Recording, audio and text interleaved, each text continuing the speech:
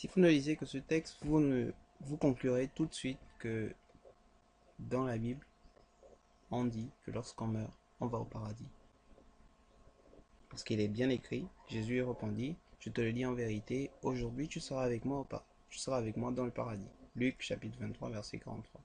Mais pour mieux comprendre dans quel contexte ça avait été dit, il faudrait en principe retourner à la source, c'est-à-dire dans le texte même original.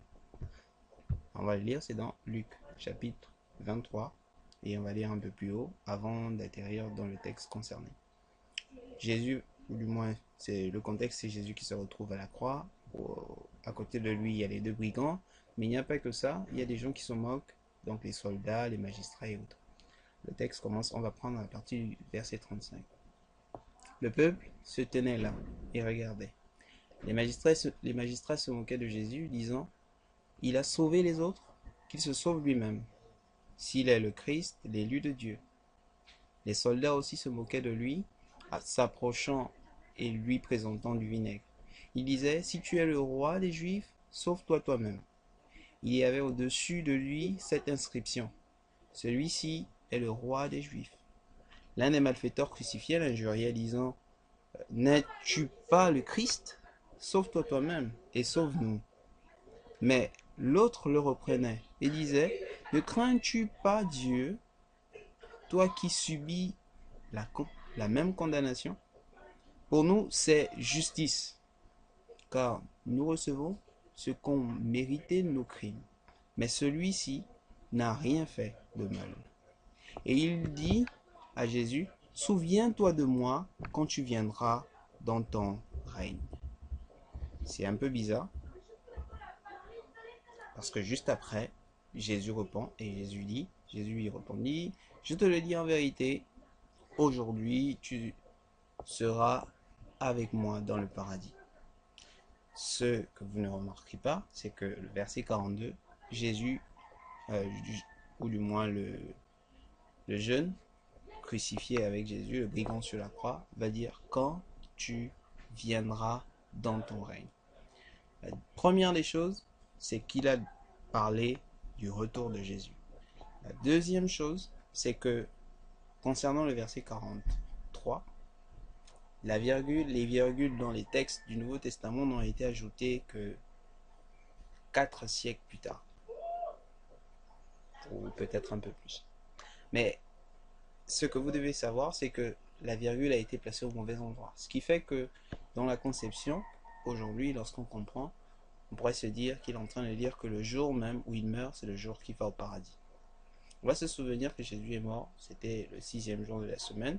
Ensuite, il va ressusciter le premier jour de la semaine, se reposant donc le 7e où il n'y a pas d'histoire pour le 7e jour. Mais bon, le premier jour de la semaine, par contre, il y a quelque chose d'intéressant qu'on peut noter. Ça se trouve dans le livre de Jean, chapitre 20. Et vous verrez que vous allez comprendre un peu mieux. C'est à partir du verset 16. Jésus lui dit, Marie. Elle se retourne et lui dit en hébreu Rabouni, c'est-à-dire maître. Jésus lui dit, ne me touche pas, car je ne suis pas encore monté vers mon Père. Mais va trouver mes frères et dis-leur que je monte vers mon Père et votre Père, vers mon Dieu et votre Dieu. Donc, si on comprend bien, vous avez tout le texte devant vous, vous pourrez le lire. Si on comprend bien, lorsque Jésus ressuscite le premier jour de la semaine, comme c'est précisé que le soir après il va aller pour voir ses disciples, le premier jour de la semaine, lorsqu'il ressuscite, il précise qu'il n'est pas monté au ciel. Mais pourtant, le texte d'avant, regardez bien, c'est dit aujourd'hui, tu seras avec moi au paradis. Il est mort, ça fait déjà, on va dire, 2 jours de passé. Là, ils en sont au 3e jour, c'est-à-dire le premier jour de la semaine. Ben bon, ça fait un peu trop de calcul.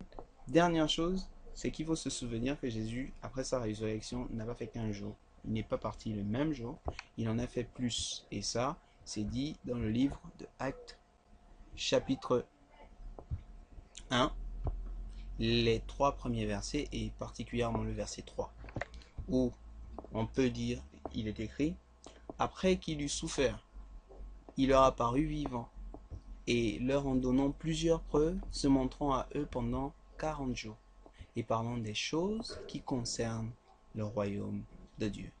Après, si vous voulez bien comprendre, puisque le texte continue, on va vous dire qu'il est reparti.